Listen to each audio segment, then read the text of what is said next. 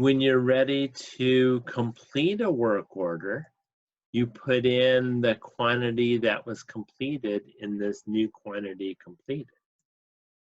So let's say we completed a partial amount of 12 of them.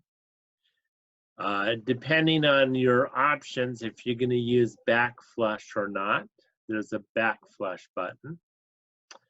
And it will tell you what bin, which would be the default bin that it's putting the inventory into, and you will see warning messages there. And you just hit post.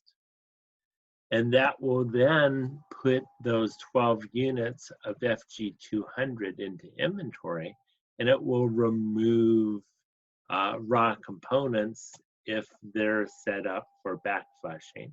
You can then create a barcode label and place that label on the product.